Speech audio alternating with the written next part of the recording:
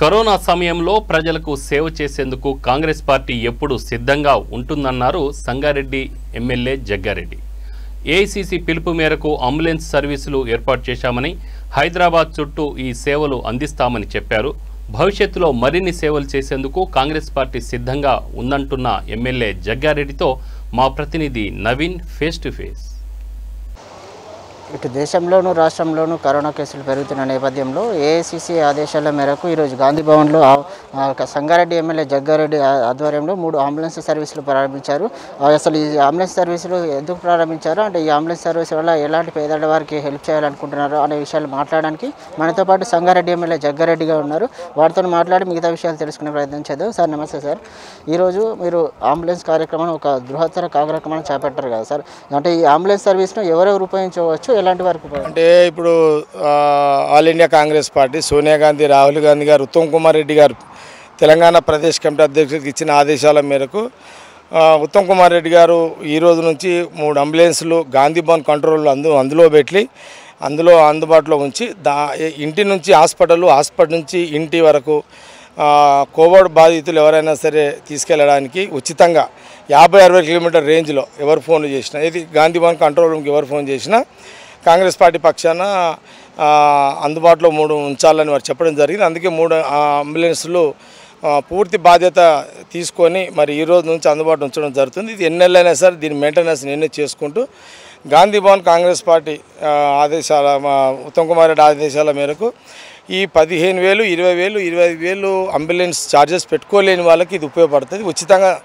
చేయడం జరుగుతుంది. ఇది కులాలకు, మతాలకు, రాజకీయాలకు సంబంధం లేకుండా ఈ అంబులెన్సులు పనిచేస్తే అనే విషయాన్ని తెలియజేస్తూ, ఇదే కాకుండా నియోజకవర్గంలో కూడా కొద్దిగా ఒక 80 సిలిండర్లు ఆక్సిజన్ సిలిండర్ అందుబాటులో ఉంచి అక్కడ బ్లాక్ ప్రెసిడెంట్లు, పార్టీ ప్రెసిడెంట్లు మా ఫ్యామిలీతో పాటు ఫీల్డ్లో పనిచేస్తున్నారు.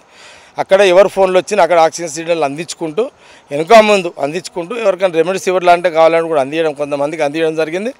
ఎవరికైనా బెడ్స్ కావాలంటే కూడా హెల్ప్ చేసుకుంటూ, అట్లాగే ఇక్కడ గాంధీ భవన్లో కూడా బాధ్యత అప్పచెప్పారు పార్టీ పరంగా ఉత్తమ్ కుమార్ రెడ్డి గారు. ఈ 3 అంబులెన్సుల బాధ్యత ఇవన్నీ కూడా ప్రస్తుతానికి సింగిల్ ఎజెండా, ప్రజలను కాపాడాలి. మా కాంగ్రెస్ పార్టీ పక్షాన కాంగ్రెస్ పార్టీ శాసనసభ్యులుగా మా శక్తి కొలది నేనే కాకుండా ఉత్తమ్ కుమార్ రెడ్డి కాకుండా ఇక ఎంటైర్ కాంగ్రెస్ పార్టీ ఫ్యామిలీ కార్యకర్తలు, నాయకులు, ఎవరి జిల్లాలో వాళ్ళు, ఎవరి నియోజకవర్గంలో వాళ్ళు ఫీల్డ్లో ఉండి వాళ్ళు ఇలాంటి కార్యక్రమంలో పనిచేస్తున్న విషయాన్ని మీడియా ద్వారా తెలియజేస్తున్నారు. అంటే మనం ముఖ్యంగా చూసుకుంటున్నట్లయితే తెలంగాణ రాష్ట్రంలో అంటే ఇప్పుడు కాంగ్రెస్ పార్టీ తరఫున మీరు కానీ మిగతా నాయకులు కానీ చాలా పకడ్బందీగా పనిచేస్తున్నారు.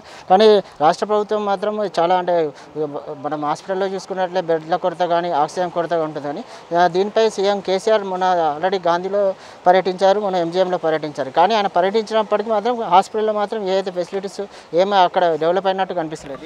అంటే ముఖ్యమంత్రి గారు పర్యటించారు, చూద్దాం ఇంక 1-2 డేస్ చూద్దాము. ఆయన పర్యటించిన తర్వాత 1-3 డేస్ చూద్దాం. ఇంకా చూసిన తర్వాత దాని మీద ఎలాంటి రెస్పాన్స్ కనబడతలేదు అన్నప్పుడు, నిజంగా పబ్లిక్ అన్నప్పుడు తప్పకుండా ప్రభుత్వం మీద ఆ రోజు ఏం మాట్లాడదాం. ప్రస్తుతానికి రాజకీయ విమర్శల కంటే ప్రజలను మా చేతనైన కాడికి కాంగ్రెస్ పార్టీ ఎంతమందిని మేము హెల్ప్ చేయగలుగుతాం ఆ కార్యాచరణలో మేము పనిచేయడం జరుగుతుంది.